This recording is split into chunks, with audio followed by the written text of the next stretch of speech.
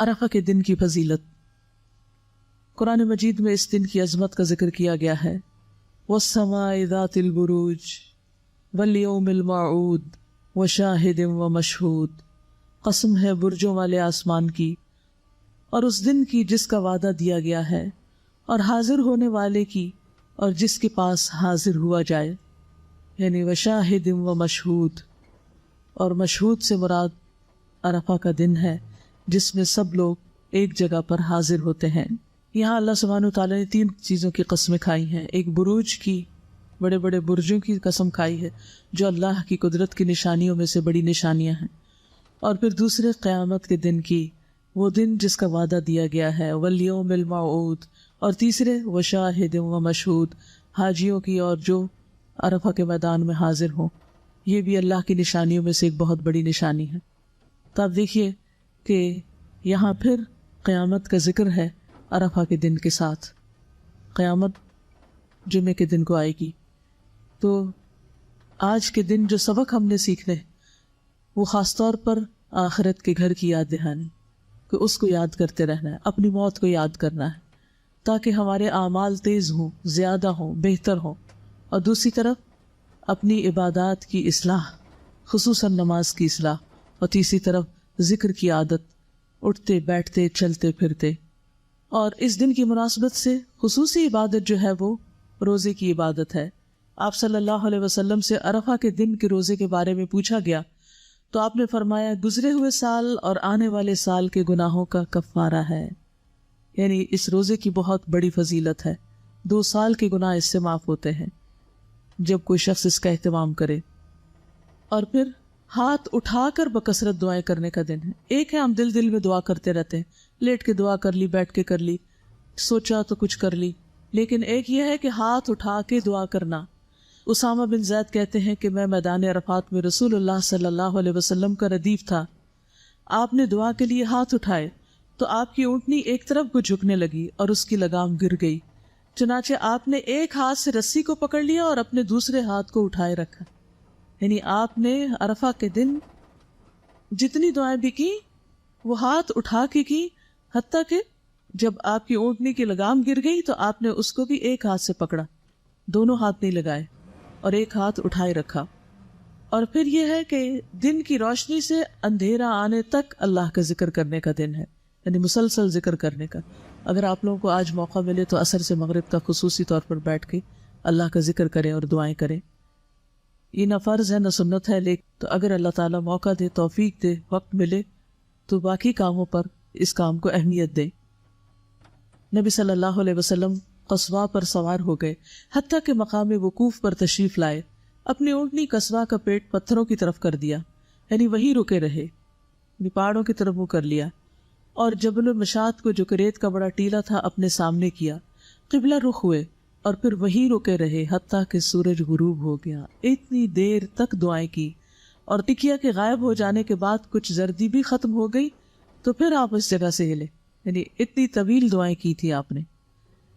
अगर हम बगैर किताबें खोले दुआएं करने लगे तो क्या इतनी दुआएं हैं हमारे पास? हमारी तो दुआओं का कोटा थोड़ी देर में ही ख़त्म हो जाता है। हम फिर सोचते हैं अच्छा आप और क्या मांगे और क्या कहें।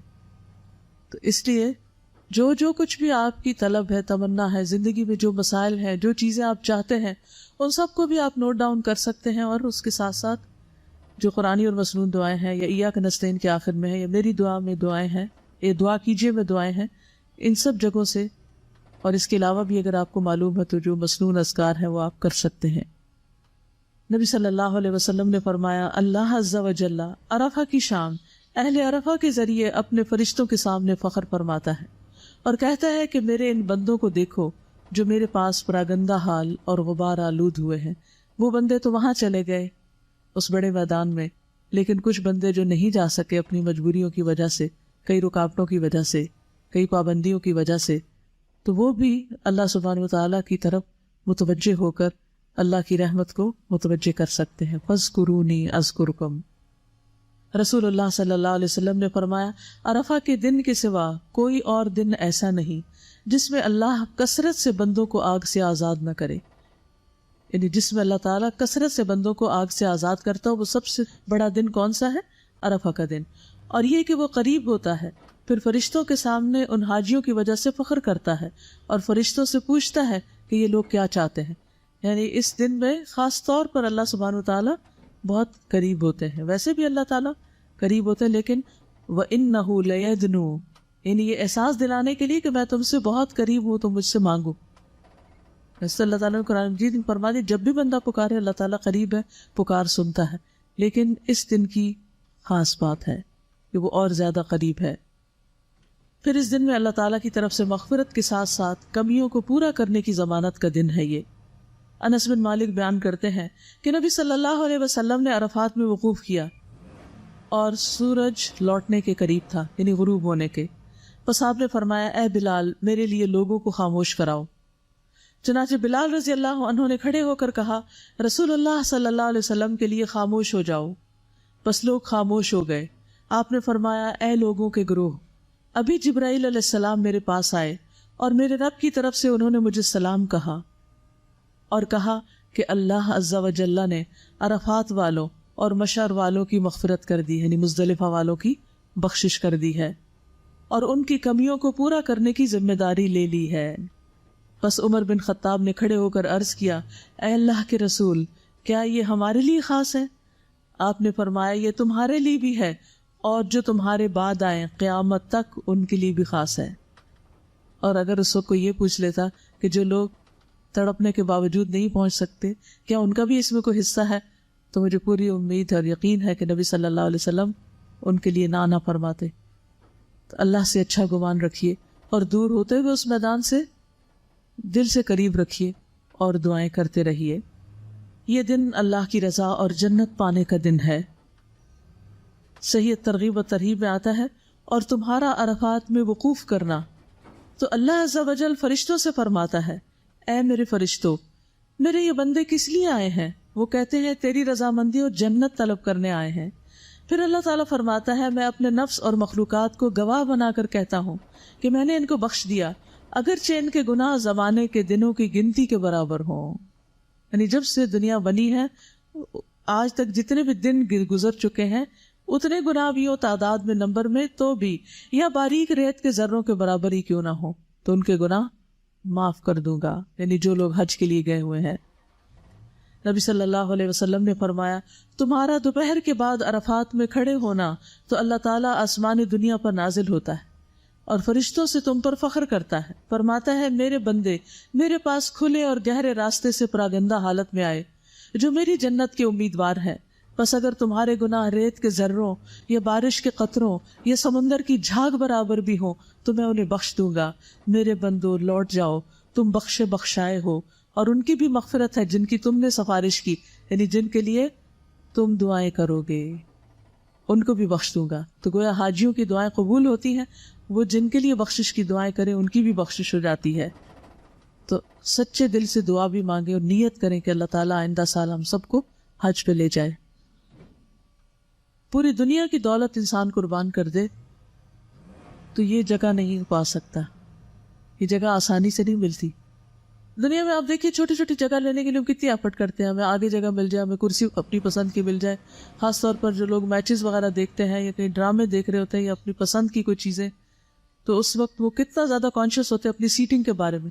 بعض لوگ ہزاروں روپے خرچ کر کے اچھی جگہ اپنی سیٹ بک کراتے ہیں. تو سوچئے عرفات کے میدان کی سیٹ بکنگ کے لیے اگر کچھ خرچ کرنا پڑے تاکہ سارے گناہ معاف ہو جائیں تو اس سے بڑا کامیاب سودا اور کیا ہو سکتا ہے. عرفہ کا دن اور جمعہ جب اکٹھا آئے تو ان کی کیا مماثلت ہے. قرآن مجید کی آیت جو ہے وشاہد و مشہود، اس کا ایک معنی یہ بھی کیا گیا ہے کہ شاہد سے مراد جمعہ کا دن ہے اور مشہود سے مراد عرفہ کا دن ہے. اور جمعہ کے دن کو اللہ نے ہمارے لیے ذخیرہ کیا ہے. یہ صحیح الجامع کی روایت ہے کہ شاہد جمعہ کا دن اور مشہود عرفہ کا دن. سورۃ البروج کی آیت وشاہد و مشہود آیت نمبر 3. اس دن جب عرفہ اور جمعہ اکٹھا ہوا تھا تو دین کی تکمیل ہوئی تھی. یعنی عرفہ کا دن اپنی جگہ، جمعہ کا دن اپنی جگہ اہمیت کا حامل، لیکن جب سونے پہ سہاگا ہو جائے اور ایک دن کے ساتھ دوسرا بھی ساتھ شامل ہو جائے، 2 in 1 ہو جائے، اور بھی زیادہ اہمیت ہو جاتی ہے. عمر بن خطاب سے روایت ہے کہ ایک یہودی نے ان سے کہا، اے امیر المؤمنین، تمہاری کتاب میں ایک آیت ہے جسے تم پڑھتے ہو، اگر وہ ہم یہود پر نازل ہوتی تو ہم اس کے نزول کے دن کو عید بنا لیتے۔ آپ نے پوچھا وہ کون سی آیت ہے؟ اس نے جواب دیا، الیوم اکملت لکم دینکم واتممت علیکم نعمتی ورضیت لکم الاسلام دینا۔ آج میں نے تمہارے لیے تمہارے دین کو مکمل کر دیا اور اپنی نعمت تم پر تمام کر دی۔ یعنی سب سے بڑی نعمت مل گئی کہ پورا دین ہمیں ملا اور تمہارے لیے دین اسلام کو پسند کیا۔ عمر رضی اللہ عنہ نے فرمایا کہ ہم اس دن اور اس مقام کو خوب جانتے ہیں۔ جب یہ آیت رسول اللہ صلی اللہ علیہ وسلم پر نازل ہوئی اس وقت آپ عرفات میں جمعہ کے دن کھڑے ہوئے تھے۔ حضرت عمر نے کیا کہا کہ میں اس دن کو خوب جانتا ہوں جب یہ آیت نازل ہوئی تھی۔ کہاں نازل ہوئی تھی؟ عرفات کے دن جو جمعہ کا دن تھا، اور یہ دن کئی سالوں بعد آتا ہے۔ مجھے اچھی طرح یاد ہے کہ آخری تعلیم القرآن جس کی میں نے تکمیل کی تھی وہ جمعہ کا دن بھی تھا، عرفہ کا دن بھی تھا، تکمیل کا دن بھی تھا، اور اس کے ساتھ ساتھ یعنی روزہ بھی تھا۔ اور جس وقت تکمیل ہو رہی تھی اس وقت بالکل دن کا آخری حصہ تھا، یعنی دعا ہو رہی تھی اور اس وقت ساتھ تکمیل ہو رہی تھی اور ساتھ افطار ہو گئی تھی۔ تو اور اس میں کچھ بھی پلان نہیں کیا، یعنی جب کورس شروع ہوا تو دور پار بھی خیال نہیں تھا، حتیٰ کہ آخری مہینے کے آخری ہفتے میں بھی یہ خیال نہیں آیا کہ یہ سب کچھ اللہ تعالیٰ اکٹھا کر دیں گے۔ تو یہ سب کچھ جب اکٹھا ہو گیا تو پھر واقعی دل سے اللہ کا شکر ادا کیا، کیونکہ انسان چاہے بھی تو اپنی مرضی سے ان چیزوں کو اکٹھا نہیں کر سکتا کہ اس کے قرآن کی تکمیل بھی ہو، لوگ بھی جمع ہوں، اجتماعی دعا بھی ہو رہی ہو، اور پھر روزے سے بھی ہو انسان، اور اس کے ساتھ ساتھ جمعہ بھی ہو اور عرفہ بھی ہو۔ تو یہ اللہ سبحانہ وتعالیٰ کی بہت بڑی نعمتوں میں سے ایک نعمت ہوتی ہے، اور اللہ تعالیٰ ہمیں ان نعمتوں پر شکر گزار بنائے اور ہمیں بار بار ایسے مواقع عطا کرے۔ اس کے بعد میں سمجھتی ہوں کہ آج مجھے بہت زیادہ خوشی ہے کہ یہ 2 دن اکٹھے ہوئے اور آپ کے ساتھ میں یہاں اکٹھی ہوں، اور جمعے کے دن میں جمعہ پڑھنے سے تھوڑی دیر پہلے ہم سب اس مجلس میں عرفہ کے دن کی یاد تازہ کر رہے ہیں اور عہد میثاق کو بھی زندہ کر رہے ہیں۔ سچ بتائیے کہ آج کے دن آپ میں سے کس کس کو عہد میثاق یاد آیا تھا کہ آج کے دن ہم نے میثاق کیا؟ ایک شخص۔ عموماً ہم عرفہ کے دن کو میثاق کا دن نہیں سمجھتے، ہمیں یاد نہیں آتا، تو میثاق کے دن ہم نے ایک عہد کیا تھا، تو آج کا دن پھر کیا ہوا؟ عہد کی تجدید کا دن۔ یہ چیزیں یہ آئندہ سالوں کی یاد دہانی کے لیے نوٹ کر کے رکھ لیں، ورنہ پھر ہمارے دل زنگ آلود ہو جاتے ہیں اور یہ چیزیں ہمیں بھول جاتی ہیں، اپنے لیے بھی اور اپنے بچوں کے لیے بھی اور اپنے ساتھیوں کے لیے اور شاگردوں کے لیے اور سب کے لیے، جس تک ہم یہ پیغام پہنچا سکیں۔ جمعہ اور عرفہ دونوں دنوں میں غسل مستحب ہے، مجھے امید ہے آپ سب نے غسل کیا ہوگا، اگر کوئی کسی وجہ سے رہ گیا ہے تو جا کر لے۔ ایک شخص نے حضرت علی سے غسل کے بارے میں پوچھا، انہوں نے کہا اگر تم چاہو تو روزانہ غسل کر لو۔ اس نے کہا میں عام غسل کے بارے میں نہیں پوچھ رہا، خاص غسل یعنی جمعے کے دن کے بارے میں پوچھ رہا ہوں، اور عرفہ کے دن اور قربانی کے دن اور عید الفطر کے دن، تو یہ خاص غسل کے بارے میں پوچھ رہے ہیں۔ تو آپ نے فرمایا، نہیں حضرت علی نے فرمایا کہ خاص غسل کون کون سا ہے؟ جمعے کا دن، عرفہ کا دن، قربانی کا دن اور عید الفطر کا دن۔ تو یوم النحر کو بھی انشاءاللہ آپ غسل کریں گے عید کے لیے۔ پھر یہ بھی ہے کہ عرفہ اور جمعہ دونوں دن کی دعا قبول ہوتی۔ جبریل علیہ السلام نے نبی صلی اللہ علیہ وسلم کو بتایا اس جمعہ میں ایک ایسی گھڑی ہے کہ جو بندہ اس میں اپنے رب سے خیر کی دعا مانگے، جس کا وہ مستحق ہو تو وہ اس کو نواز دے گا، یا وہ کسی شر سے پناہ مانگے اور اس شر سے بھی بڑے شر سے اس کو دور کر دیا جائے گا، یعنی جس شر سے اس نے پناہ مانگی ہے اس سے بھی اور اس سے بھی بڑے شر سے اللہ تعالیٰ اس کو بچا لے گا۔ فَوَقَاهُمُ اللَّهُ شَرَّ ذَلِكَ الْيَوْمِ، اللہ ہم سب کو آخرت کے دن کے شر سے بچا لے، اور اس کو آخرت میں ہم یوم المزید کہیں گے۔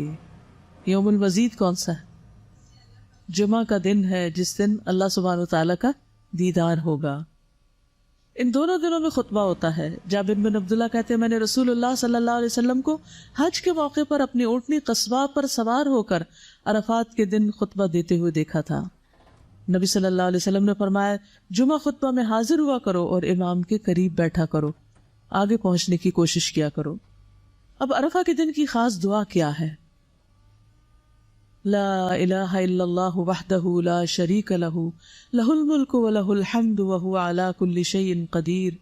نبی صلی اللہ علیہ وسلم نے فرمایا بہترین دعا وہ ہے جو عرفات کے دن مانگی جائے۔ دیکھ لیجیے اب اس حدیث کے لفظوں کو دیکھیے، بہترین دعا وہ ہے جو عرفات کے دن مانگی جائے۔ اب یہاں یہ نہیں کہا گیا کہ عرفات والے مانگیں، یا عرفہ کے دن ہم بھی مانگ سکتے ہیں۔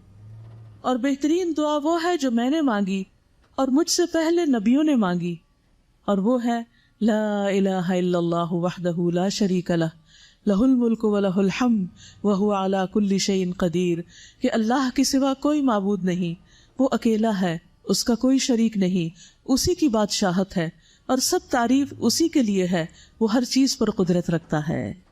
نبی صلی اللہ علیہ وسلم نے فرمایا جو شخص رات کو بیدار ہو کر یہ دعا پڑھے لا الہ الا اللہ وحدہ لا شریک لہ لہ الملک ولہ الحمد وہو علی کل شیء قدیر، الحمد للہ وسبحان اللہ ولا الہ الا اللہ واللہ اکبر ولا حول ولا قوة الا باللہ، پھر یہ پڑھے اللہم اغفر لی، یا کوئی اور دعا کرے تو اس کی دعا قبول ہوتی، پھر اگر وہ وضو کرے اور نماز پڑھے تو نماز قبول ہو جاتی۔ اچھا، یہ تہجد کے وقت پڑھنے والی دعا اور عرفہ کے دن پڑھنے والی دعا دونوں میں کیا مناسبت؟ کوئی مناسبت بتائیے۔ عرفہ میں بھی اللہ تعالیٰ آسمان دنیا پر آتے ہیں اور رات کے آخری حصے میں بھی، تو دونوں وقتوں میں لا الہ الا اللہ وحدہ لا شریک لہ لہ الملک ولہ الحمد وہو علی کل شیء قدیر۔ اس میں دعا کون سی؟ اس میں تو اللہ کی تعریف، اللہ کی توحید کا بیان ہے۔ دعا کہاں ہے؟ اسے دعا کہا جا رہا ہے وَهُوَ عَلَى كُلِّ شَيْءٍ قَدِيرٌ، کہ اللہ ہر چیز پہ قادر۔ سوچئے آپ کی زندگی میں کون سا مسئلہ ہے، کیا غم ہے، کیا دکھ ہے، کیا پریشانی ہے، کیا چیز آپ کو بادر کر رہی، سوچئے اس کو، اور پھر پڑھیے لا الہ الا اللہ وحدہ لا شریک لہ لہ الملک ولہ الحمد وہو علی کل شیء قدیر۔ جب کل شیء قدیر کہیں گے تو کیا کہیں گے؟ اللہ میں قادر نہیں ہوں یہ کام کرنے پر، میرے ہاتھ میں نہیں ہے، نہ اپنی جان، نہ اپنا نفس، نہ اپنے خیالات، اور نہ اپنا یہ سست جسم، اور نہ ہی اپنی اولاد، اور نہ ہی لوگ، میں کسی چیز کے مالک نہیں ہوں۔ لہ الملک ولہ الحمد، ہر چیز کا مالک تو ہے، ہر چیز تیرے اختیار میں ہے، ان سب چیزوں کو تو اپنی اطاعت میں قبول کر لے اور ان سب کو اپنی راہ دکھا۔ ہم ہر وقت لوگوں سے توقع رکھتے ہیں، لوگوں کو مسئلے بتاتے ہیں، مجھے یہ پریشانی ہے، مجھے یہ پریشانی۔ ہم نے کتنی بار اللہ کو پریشانی بتائی؟ ہم لوگوں کو فون کرتے ہیں، لوگوں کو میسج بھیجتے ہیں، اپنی پریشانیوں کے دکھ سناتے ہیں، وہ سنتے ہیں یا نہیں سنتے، پڑھتے ہیں یا نہیں پڑھتے، پڑھتے ہیں اور جواب دیتے ہیں یا نہیں دیتے، اور پھر بھی انہیں کو سنائے چلے جاتے ہیں۔ تو ایسے تمام اوقات میں ہمیں کیا کرنا چاہیے؟ چھوڑ کے لوگوں کو اللہ کی طرف متوجہ ہونا چاہیے، اور یاد رکھیے جب تک اللہ کی طرف متوجہ نہیں ہوگے مسائل حل نہیں ہو سکتے۔ کئی سال لگ گئے نا، حل نہیں ہوئے، آئندہ بھی نہیں ہوگے جب تک اللہ کو نہیں پکاریں گے۔ تو میں آپ میں سے ہر ایک کو، جو بھی میری بات سن رہا ہے، ایک ایک کو یہ تاکیداً کہوں گی کہ جو بھی زندگی میں آپ کے مسئلہ ہے، جو بھی دکھ اور پریشانی، اس سب کو دل میں لا کر، رو کر، اللہ کی قدرت اور اس کے ملک اور اس کی توحید کا واسطہ دے کر اسی سے دعا کیجیے کہ اللہ تو اس پریشانی کو دور کر دے۔ پھر آپ دیکھیں مسئلے کتنی جلدی حل ہوتے ہیں۔ بندے کسی چیز پہ قادر نہیں ہیں، جو قادر ہے اس کو پکاریے۔ میں ہمیشہ سوچتی ہوں اللہ تعالیٰ اس کو کیا سوچتا ہوگا، کیا کہتا ہوگا کہ کام تو میں کر سکتا ہوں اور بتا یہ لوگوں کو رہا ہے جو کسی چیز پہ قادر نہیں، سب کچھ تو میرے اختیار میں ہے اور دیکھ یہ لوگوں کی طرف رہا ہے۔ یہ تو ایسے ہی ہے نا جیسے ہمیں سخت پیاس لگی ہو اور جس شخص کے ہاتھ میں پانی کا گلاس ہو اس کو اگنور کر کے دوسروں کو کہے پانی پلا دو، پانی پلا دو، جن کے ہاتھ میں پانی ہے ہی نہیں۔ بتائیے بندوں کے ہاتھ میں کیا ہے؟ کچھ بھی تو نہیں۔ پھر کیوں نہیں ہم اللہ کی طرف راغب ہوتے؟ کیوں نہیں اس کی طرف توجہ کرتے؟ تو آج آپ نے کثرت سے جو ذکر کرنا ہے اور جو دعا بار بار پڑھتے رہنا ہے وہ یہی دعا ہے، اور اس کو سامنے رکھ کے 3 دفعہ پڑھا، 5 دفعہ پڑھا، 7 دفعہ پڑھا، پھر اس کے بعد جو دل میں دکھ ہے، غم ہے، پریشانی، پھر اس کا ذکر کیا، اللہ میرا یہ دکھ دور کر دے، اللہ میری یہ ضرورت پوری کر دے، اللہ میری پریشانی دور کر دے۔ پھر آپ دیکھیں گے کہ کیسے مسائل حل ہوتے ہیں۔ ایک بار پڑھنے سے بھی اگر دعا قبول ہوتی ہے تو بار بار پڑھنے سے کتنی بار قبول ہوگی اور کتنی زیادہ قبول ہوگی. رسول اللہ صلی اللہ علیہ وسلم نے فرمایا جو شخص صبح کے وقت یہ کہہ لے لا الہ الا اللہ وحدہ لا شریک لہ لہ الملک ولہ الحمد وہو علی کل شیء قدیر تو اسے اولاد اسماعیل میں سے ایک غلام آزاد کرنے کا ثواب ملے گا.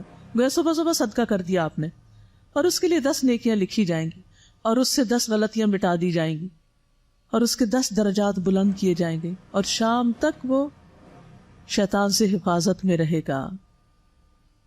اور اگر شام کو کہہ لے تو صبح تک اس کے لیے یہی کچھ ہے. تو ویسے تو عادت بنا لینی چاہیے 33 دفعہ سبحان اللہ، 33 دفعہ الحمدللہ، 33 دفعہ اللہ اکبر اور 34ویں بار لا الہ الا اللہ وحدہ لا شریک لہ لہ الملک ولہ الحمد وہو علی کل شیء قدیر. اور جو 10 بار پڑھے اس نے گویا 4 غلام آزاد کیے. پھر اسی طرح جو 10 بار یہ پڑھے جس میں بیدہ الخیر یحیی و یمیت کے الفاظ بھی شامل کر دیے گئے ہیں، تو جو یہ پڑھتا ہے اس کے لیے 10 نیکیاں لکھی جاتی ہیں، 10 گناہ معاف ہوتے ہیں، 10 درجات بلند ہوتے ہیں. یہ کلمات اس کے لیے ہر ناپسندیدہ چیز اور شیطان مردود سے حفاظت کا ذریعہ بن جاتے ہیں. شرک کے علاوہ کوئی گناہ اسے گھیر نہیں سکتا، یعنی ہر گناہ سے چھٹکارا ہو جائے گا اور وہ عمل کے لحاظ سے تمام لوگوں میں سب سے افضل شمار ہوگا. مگر وہ شخص اس سے برتری لے جاتا ہے جو اس سے زیادہ یہ کلمہ کہہ دے. پھر ان کلمات کو پڑھنے سے درجات بلند ہوتے ہیں. 100 بار پڑھنے کا اجر کیا ہے کہ شیطان سے حفاظت رہتی ہے اور کوئی شخص اس سے بہتر عمل نہیں کرتا جو کلمہ 100 بار یہ پڑھ لے کوئی شخص. اگر عام دنوں میں نہیں پڑھے تو اللہ کی رضا کے لیے آج تو کم از کم 100 بار اس کو ضرور پڑھ لیں. پھر اسی طرح مغرب کی نماز کے بعد خاص طور پر حفاظت کے لیے کلمہ بہت مفید ہے. رات سے ڈرتے ہوں، اپنے گناہوں سے ڈرتے ہوں تو یہ کلمہ پڑھیں، جتنے بھی گناہ ہوں گے اللہ تعالیٰ معاف فرما دیں گے. پھر اسی طرح بازار میں داخل ہوتے وقت اس کلمے کو پڑھنے کے بہت درجات ہیں.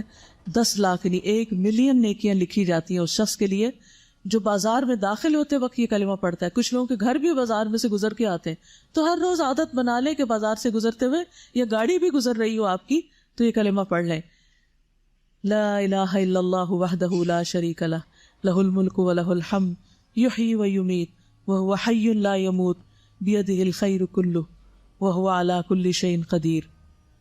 اور اللہ تعالیٰ اس کے 10 لاکھ درجے بلند کرتا ہے کیونکہ بازار غفلت کی جگہ ہے، جو وہاں پڑھتا ہے اس کے درجے بلند ہو جاتے ہیں. تو اس دعا کو پڑھنے کے لیے کون سے مواقع ہیں؟ صبح و شام، یا 1 بار، 10 بار، 100 بار، 200 بار، جتنا پڑھ سکیں. سوتے وقت 1 بار، رات کو آنکھ کھلنے پر 1 بار، بازار میں داخل ہوتے وقت 1 بار، ہر نماز کے بعد 3 بار، مغرب کی نماز کے بعد 10 بار، دوران سفر 1 بار، صفا مروہ چڑھتے وقت 3 بار، اور عرفہ کے دن انگنت بار. عرفہ کے دن آپ صلی اللہ علیہ وسلم نے لوگوں کو خطبہ بھی دیا تھا اور انہیں مختلف چیزوں کی نصیحت کی تھی، اور خاص نصیحت جو اس دن کی گئی وہ آپ کو بھی کرتی ہوں. ادا بن خالد کہتے ہیں میں نے عرفہ کے دن رسول اللہ صلی اللہ علیہ وسلم کو اپنے اونٹ کی دونوں رکابوں پر کھڑے ہوئے دیکھا اور بلند آواز سے فرما رہے تھے اے لوگو یہ تمہارا کون سا دن ہے؟ لوگوں نے کہا اللہ اور اس کا رسول ہی بہتر جانتے. آپ نے پوچھا یہ تمہارے مہینوں میں سے کون سا مہینہ ہے؟ لوگوں نے کہا اللہ اور اس کا رسول ہی بہتر جانتے. آپ نے پوچھا تمہارے شہروں میں سے یہ کون سا شہر ہے؟ لوگوں نے کہا اللہ اور اس کا رسول ہی بہتر جانتے ہیں. آپ نے فرمایا تمہارا آج کا دن حرمت والا دن ہے، تمہارا مہینہ بھی حرمت والا مہینہ ہے، تمہارا یہ شہر بھی حرمت والا شہر ہے. یاد رکھو بے شک تمہارا خون اور مال ایک دوسرے کے لیے اسی طرح حرمت والے ہیں جیسا تمہارے اس دن کی، اس مہینے اور اس شہر میں حرمت ہے، یہاں تک کہ تم اپنے رب تبارک و تعالیٰ سے جا ملو، پھر وہ تم سے تمہارے اعمال کے متعلق سوال کرے گا. پھر نبی صلی اللہ علیہ وسلم نے آسمان کی طرف ہاتھ اٹھا کر کئی بار فرمایا اے اللہ تو ان پہ گواہ رہنا، اے اللہ تو ان پہ گواہ رہنا. آپ نے کئی بار ذکر کیا، میں نہیں جانتا آپ نے کتنی بار یہ بات دہرائی، میں گن نہ سکا کہ اے اللہ تو ان پر گواہ رہنا. یوم مشہود ہے یہ، جس دن لوگوں کو گواہ بنایا گیا اس بات پر کہ آپ نے پیغام پہنچا دیا. آپ نے اس دن جاہلیت کی رسموں کا خاتمہ کیا اور آپس کے حقوق کے بارے میں بتایا کہ کس کا کس پر کیا حق ہے. اس دن سود کا خاتمہ کیا گیا تھا، عورتوں کو ان کے حقوق دلوائے گئے تھے. آپ نے فرمایا عورتوں کے بارے میں اللہ سے ڈرو، اور پھر اسی طرح گمراہی سے بچنے کا حل بتایا تھا کہ میں تم میں 2 چیزیں چھوڑ کے جا رہا ہوں، جو مضبوطی سے پکڑے گا ان کو وہ کبھی گمراہ نہیں ہوگا۔ کون سی 2 چیزیں؟ قرآن اور سنت۔ پھر اسی طرح آپ نے دین کے غلبے کا تذکرہ کیا، یعنی عرفات کے موقع پر۔ پھر امیر کی اطاعت کی تلقین کی۔ آپ نے فرمایا خواہ تم پر کسی کن کٹے حبشی غلام کو بھی مقرر کر دیا جائے جو تمہیں اللہ کی کتاب کے مطابق احکام جاری کرے تو تم اس کی بات سنو اور اطاعت کرو۔ پھر آپ نے اپنے حوض کا بھی ذکر کیا، حوض کوثر کا، اور پھر بدعت سے بچنے کا حکم دیا، کیونکہ جو لوگ بدعت کریں گے وہ حوض کوثر پہ نہیں پہنچ سکیں گے۔ پھر اسی طرح آپ نے ہر سال قربانی کرنے کی تلقین فرمائی، اور پھر آپ نے سب کے لیے دعائے مغفرت کی، اللہم اغفر لنا، اللہم اغفر لنا، اللہم اغفر لنا۔ تو آپ بھی سب کے لیے دعا کیجیے کہ اللہ ہم سب کو بخش دے۔ حارث بن عمر بیان کرتے کہ میں نبی صلی اللہ علیہ وسلم کے پاس آیا، آپ مینا یا عرفات میں تھے، لوگ آپ کے گرد گھوم رہے تھے، یعنی آپ کے قریب تھے، اور آپ کا چہرہ دیکھتے تو کہتے یہ مبارک چہرہ ہے۔ میں نے عرض کیا اللہ کے رسول صلی اللہ علیہ وسلم میرے لیے بخشش کی دعا فرمائیے۔ آپ نے فرمایا اللہم اغفر لنا۔ میں گھوم کر پھر آیا، پھر عرض کی اے اللہ کے رسول میرے لیے بخشش کی دعا کیجیے۔ آپ نے پھر فرمایا اللہم اغفر لنا۔ میں گھوم کر پھر واپس آپ کے پاس حاضر ہوا، عرض کیا یا رسول اللہ میرے لیے بخشش کی دعا کیجیے۔ آپ نے فرمایا اللہم اغفر لنا۔ تو جب بھی کوئی آپ سے کہے کہ میرے لیے بخشش کی دعا کیجیے تو آپ بھی یہی دعا کیجیے۔ تو گویا یہ دن ایک بہت مبارک دن ہے، یہ گھڑیاں بہت مبارک گھڑیاں ہیں، اس لیے ان کی قدر کیجیے اور ان میں اپنے رب کو خوب خوب یاد کیجیے۔ عرفہ کا روزہ، اہل علم کا اس بارے میں اختلاف ہے، یعنی علم والے اس معاملے میں اختلاف کرتے ہیں کہ عرفہ کا روزہ کون سا وہ دن ہوگا جو 2 سال کے گناہوں کی معافی کا ذریعہ بنے گا۔ تو ایک گروہ کی رائے یہ ہے کہ جس دن عرفات کے میدان میں حاجی وقوف کرتے ہیں باقی لوگ بھی اسی دن کی پیروی کریں گے، اور یہ خیال ہے ابن باز کا، اس کے علاوہ بھی کچھ لوگ ان کے ساتھ ہیں۔ دوسرے گروہ کی رائے یہ ہے کہ عرفہ کا دن 9 ذی الحجہ ہے، 9 ذی الحج، خواہ یہ حاجیوں کے عرفہ کے دن کے موافق ہو یا نہ ہو، چاہے اس دن عرفات میں وہ کھڑے ہوں یا نہ ہو۔ آپ جس علاقے، جس ملک اور جس شہر میں رہتے ہیں، ہر ملک کی اپنی رویت ہے، جیسے نمازوں کے اوقات اپنے اپنے ہیں، جیسے سورج نکلنے اور غروب ہونے کے اوقات اپنے ہیں، اسی طرح چاند کو دیکھنے کے بھی اپنے اپنے اوقات ہیں۔ چاند ایک وقت میں ہر جگہ نظر نہیں آتا، اس لیے نبی صلی اللہ علیہ وسلم نے یہ جو فرمایا ہے کہ صوموا لرؤیتہ وافطروا لرؤیتہ، اس کو دیکھ کے روزہ رکھو اور دیکھ کے روزہ رکھنا چھوڑو۔ تو اس اعتبار سے جب چاند کو فالو کرتے ہوئے ذو الحج شروع کیا جائے گا، نہ کہ مکہ کو سامنے رکھتے ہوئے، تو جس دن بھی پھر 9 ذی الحج ہوگی اس دن کا روزہ رکھنا ہوگا۔ اور یہ رائے ہے ابن عثیمین رحمہ اللہ کی، عبداللہ بن جبرین، اور اسی طرح کچھ اور بھی علماء اس میں شامل ہیں۔ اور یہ سب یہ کہتے ہیں کہ کان رسول اللہ صلی اللہ علیہ وسلم یصوم 9 ذی الحجہ، کہ نبی صلی اللہ علیہ وسلم 9 ذی الحج کو روزہ رکھتے تھے، یعنی انہوں نے اس حدیث کو لیا ہے۔ تو 9 ذی الحج جس ملک میں جہاں کہیں بھی ہوگی ان کے لیے وہی روزے کا دن شمار ہوگا، کیونکہ پھر اس سے اگلا دن ان کا عید کب ہوگا۔ تو ابن عثیمین یہ کہتے ہیں کہ مطلع مختلف ہونے کی بنا پر چاند بھی مختلف ہے۔ مثلا جب مکہ مکرمہ میں چاند دیکھا گیا تو اس کے مطابق یہاں 9 تاریخ ہوگی، کسی دوسرے ملک میں مکہ